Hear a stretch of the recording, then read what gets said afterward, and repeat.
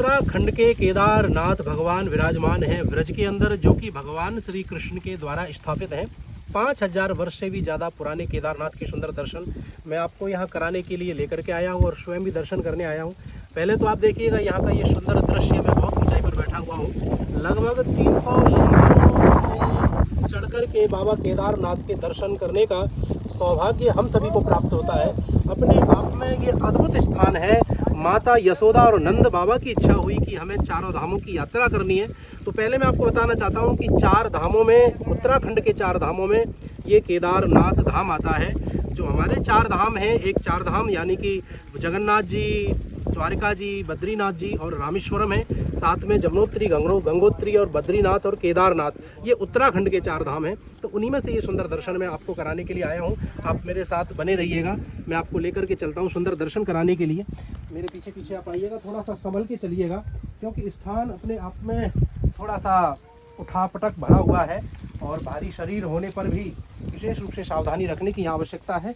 तो सबसे पहले मैं आपको नंदीश्वर भगवान के दर्शन कराता हूं, जो कि यहाँ पर अपने आप में ऐसी कलाकृति अपने आप में उभरी हुई है, जिसे देख करके लगता है कि वाकई में नंदी भगवान ही यहाँ पर पहाड़ के रूप में विराजमान है। आप मेरे साथ बने आइएगा और मैं अपने भैया से कहूँगा थोड़ा सा आप इधर जाइएगा, जिससे कि लोगों को एक कला अपने आप में दिखाई दे। मैं उसके विषय में आपको बताऊँगा। ये जो आप देख रहे हैं, ये बताया जाता है कि ये साक्षात अपने आप में पहाड़ ही नंदी भगवान का रूप ले चुका है। आप देखिएगा, ये बिल्कुल उसी प्रकार से ये पिछला भाग नंदी भगवान का, और ये साथ में आप आएंगे जब इधर से देखेंगे तो ये अपने आप में अद्भुत, ये कलाकृति उसी हिसाब से उभरी हुई है।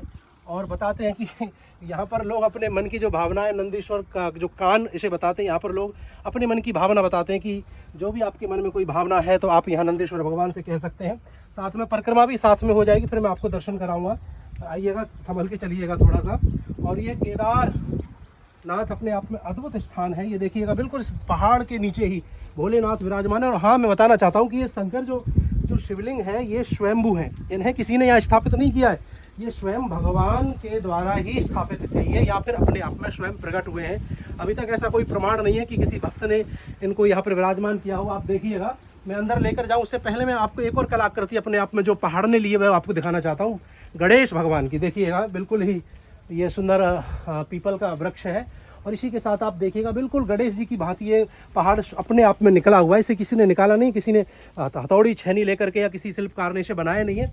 अपने आप में ही अपने आप में अद्भुत है। हाँ, किसी भक्त ने इस भाव को देखते हुए यहाँ पर इनके नेत्र दोनों साइड में बनाए हुए हैं, ये जरूर आपको देखने के लिए मिलेगा। लेकिन बाकी का जो स्वरूप है, बिल्कुल गजानन जिसे बोलते हैं, गणपति महाराज जिसे बोलते हैं, सुंदर दृश्य है। और आइए मैं आपको अंदर लेकर के चलता हूँ। अपने आप में बहुत ही अद्भुत दर्शन है। वीडियो के साथ बने रहिएगा, साझा जरूर करिएगा, और कहाँ कहाँ से आप हमारे साथ जुड़े हुए हैं ये जरूर बताइएगा, क्योंकि समय समय पर जिससे कि हमें भी मालूम रहे कि आप कहाँ से हमारा साथ दे रहे हैं। देखिए, ये गुफा है और इस गुफा में हम अंदर, छोटी सी गुफा है, अंदर प्रवेश करेंगे। देखिए किस प्रकार से यहाँ पर इसको बनाया गया होगा। ये देखिए, पहाड़ की जड़ में आपको दिखा रहा हूँ और साथ में भोले बाबा के सुंदर दर्शन में आपको करा रहा हूँ। हर हर महादेव लिखिएगा, प्रणाम करिएगा, नमन करिएगा, वंदन करिएगा। और आपके नगर में भी, आपके स्थान में भी ऐसे कोई स्वयंभू शिवलिंग है या कोई सुंदर मंदिर देवालय है जो पुराना हो, पुरातन हो, तो आप हमें हमारे कमेंट में जरूर लिख के भेजिएगा, जिससे कि हम आपके वहाँ जाकर के इनके दर्शन आप लोगों को करा सकें। तो ये सुंदर दर्शन करिएगा। भक्तों का यहाँ आना लगा रहता है और ये मार्ग बाहर निकलने का है। और ये इसी के साथ हमारी परिक्रमा भी पूरी हुई और शंकर भगवान के दिव्य दर्शन करने के लिए, केदारनाथ के शिवलिंग के सुंदर दर्शन करने के लिए भी आप लोगों को प्राप्त हुए। हर हर महादेव, जय शंभुनाथ, जय भोलेनाथ।